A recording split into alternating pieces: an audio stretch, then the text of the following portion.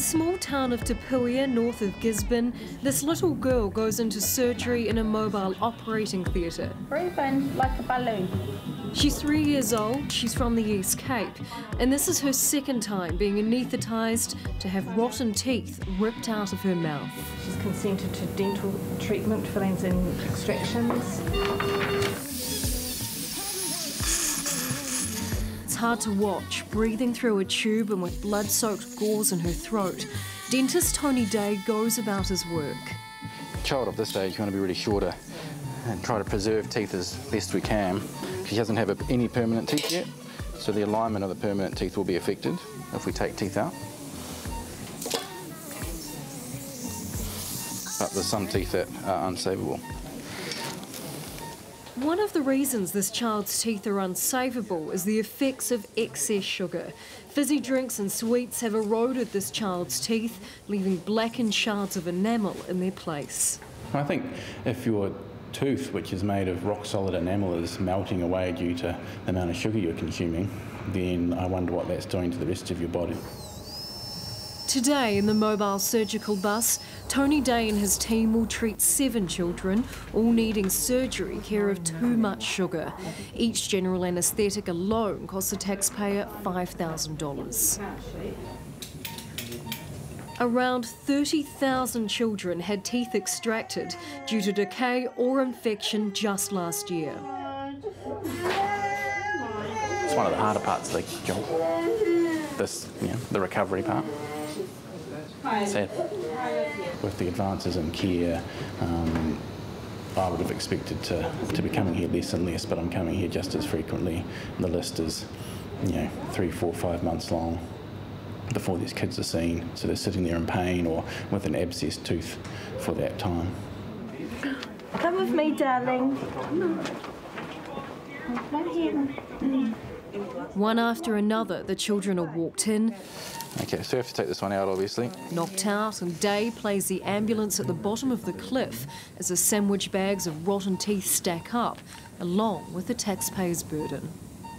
The message I want to get out there is that these people that we're seeing in the last few days are it's a pretty tough thing to go through, and these parents haven't chosen that their child would go through this process, and so they've found it so hard to make good decisions for their child because they are thrust in front of them these cheap, particularly sweetened beverages in every shop, supermarket, petrol station that they enter. Some parents are aware things have to change. I still think it comes down to your self-control, Our water's free. Our children could have heaps of water, but we choose to buy them 80-cent fizzies. That's doing this to their teeth. Well, my theory is no more fizzy drinks, and I don't want her to do that again. Because when she was getting knocked out, that was pretty scary for me. Just watching her go under, and a bit more brushing. It is sad, it is graphic, and it is entirely preventable. This is the standard daily allowance of sugar for children. It's just 3 teaspoons. And nearly all soft drinks, they have about 4 times that per serve, including fruit juice. It's no wonder health professionals are deeply concerned. You're going to get 2 or 3 times your daily allowance of sugar in about 2 glasses. Yeah, so it's not ideal. We went to a Gisborne supermarket with nurse practitioner Paula Renoff and nutrition advisor Linda Hovel from a Gisborne health clinic. Both agree the availability of cheap, sugar-packed foods is a massive problem. You can see this very attractive case here, and along here further a whole line, which is pretty reflective of every supermarket in the country, just masses and masses of fake-coloured, sugary drinks. In fact, of the 33,000 items in an average Kiwi supermarket, Coke is the #1 selling product. You two are on the front lines. What kind of effect do these sugary drinks have on the people you're seeing? How does that manifest? Gosh, the teeth, the diet, the diabetes, the everything, hugely. Yes, well, we know that sugary drinks, not only these kind of fizzies, but also fruit juice and fake fruit juice, big contributors not only to dental caries in little children, but also just the lifelong habit that it instills of wanting and needing sugar, which is directly contributing to diabetes and obesity and heart disease. High sugar diets are not a problem isolated to Gisborne and the East Cape.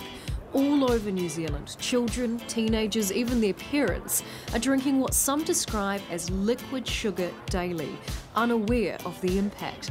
Our diet is of such concern, a group of health professionals have created Fizz, an organisation to campaign against sugary beverages. Fizz's Dr. Gerhard Sunborn says sugar has a lot to answer for. Sugar is the new tobacco, and it presents as great a problem to our health system as tobacco did. Is sugar addictive? I think absolutely sugar is addictive. And you just need to look at young children and how they seek and love to go after sugar and sugary products. So walk me through what you ladies just bought. I got a Snickers. I got a drink. Yeah. I got some Coke and some candy. I got a packet of candy. You realise everything you just bought has a lot of sugar in it. Yeah. Yes. Does that concern you at all? Maybe when we're older. So let's have a look at how much sugar's in that drink. 34.7 grams, which I think is, yeah. So that is 3 times the amount of sugar you should have in one day, in that one can. Okay, that's a lot. Well, they're really cheap. Yeah. And they only cost like $1, so it's like use our pocket money to buy them.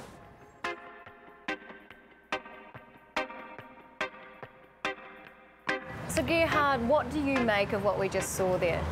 I think that's just really typical of young children. They want to buy things that are sweet and cheap and easily available. These children seem to have no concept of how bad these products were. Children, they don't think about health and implications further on down the track. They're kids, so we can't expect them to make well-informed decisions around the healthfulness of these products. Sunborn says the government has to act to protect our children, and they believe the best option is to tax and regulate sugar-sweetened beverages. So you're suggesting that we treat sugar like we do alcohol or tobacco? Yes, absolutely. I think that sugar and sugary drinks present as great a problem to our society as those products, as smoking and alcohol. New Zealand is already the 3rd fattest OECD country, while type 2 diabetes costs the country $600 million a year. Considering the cost of obesity and diet-related illnesses, diabetes and dental disease, I don't think it's an overestimation to say that sugar and sugary drinks cost our health system in excess of $1 billion per year. Newly crowned Health Minister Jonathan Coleman is a doctor, and he has seen firsthand the problems our health system faces because of poor diet. We've got $1 billion problem here between obesity, tooth decay, diabetes. High sugar drinks directly contribute to that. What is the government doing? Well, look, obesity is a big problem. It's multifactorial. The government's spending $100 million on this, so $40 million on the Healthy Families Initiative, another $60 million on a wide range of initiatives, things like green prescriptions, Kiwi Sport.